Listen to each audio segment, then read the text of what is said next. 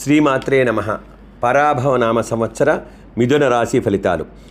మృగశిర నక్షత్రం 3-4 పాదాలు, ఆరుద్ర నక్షత్రం 1, 2, 3, 4 పాదాలు, పునర్వసు నక్షత్రం 1, 2, 3 పాదాలు. ఆదాయం 8, వ్యయం 11.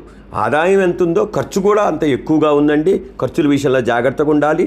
రాజపూజ్యం 1 అయితే అవమానం 7. విమర్శించేవారు ఎక్కువగా ఉన్నారు.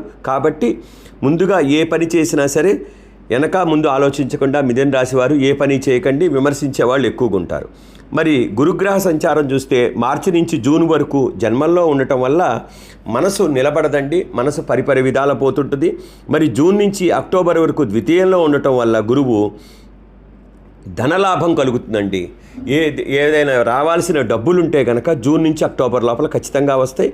మరి నవంబర్ నుంచి దరిదాపుగా ఫిబ్రవరి వరకు తృతీయంలో ఉండటం వల్ల మిశ్రమ ఫలితాలు కలుగుతుంటాయి. అంటే మామూలుగా జరుగుతుంటుంది, ముందుకు వెళ్ళదు వెనక్కి రాదు అన్నట్టుగా ఉంటుంది. ఆ సమయంలో ఎక్కువగా వీరు గురుగ్రహ ప్రార్థన చేసుకోవటం, గురుగ్రహ శ్లోకాలు చదువుకోవడం, శనగలు దానం చేయటం మంచిది. మరి ఫిబ్రవరి నుంచి ఏప్రిల్ వరకు ద్వితీయంలో ఉండటం వల్ల ధనలాభం కలిగే అవకాశం ఉందండి.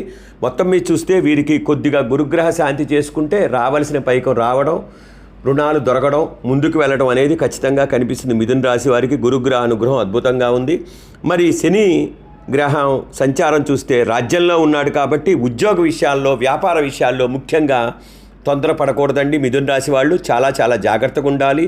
ఆలోచించి నిర్ణయాలు తీసుకోవాలి. తొందరపడి నిర్ణయాలు తీసుకుంటే ఇబ్బంది పడతారు. మరి రాహుగ్రహ సంచారం చూస్తే మార్చి నుంచి డిసెంబర్ వరకు నవంబర్లో ఉన్నాడు కాబట్టి అనుకున్న పనులు కొద్దిగా వాయిదా పడే అవకాశం, ముందుకు వెళ్ళని అవకాశాలు కనిపిస్తుంటాయి. అలానే కేతుగ్రహ సంచారం చూస్తే మార్చి నుంచి డిసెంబర్ వరకు తృతీయంలో ఉన్నాడు కాబట్టి అనుకున్న పనులు జరిగే అవకాశం లేదు. మరి రాహుగ్రహ సంచారం డిసెంబర్ నుంచి ఏప్రిల్ వరకు అష్టమంలో ఉండటం వల్ల ముఖ్యంగా ఆరోగ్యపీడ కలిగే అవకాశం ఉందండి. అనారోగ్యానికి సంబంధించి అవకాశాలు ఎక్కువగా కనిపిస్తున్నాయి. అలానే కేతుగ్రహ సంచారం చూస్తే గనక డిసెంబర్ నుంచి ఏప్రిల్ వరకు కూడా అస్సలు బాగలేదు. కొద్దిగా ధనానికి రావాల్సిన డబ్బు ఆగిపోయే అవకాశం కనిపిస్తుంది.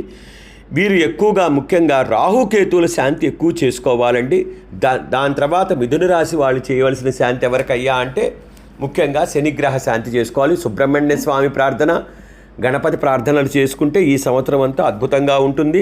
గురుదేవత దర్శనాలు చేస్తారు. అన్ని విషయాల్లో ఇది అవుతుంది.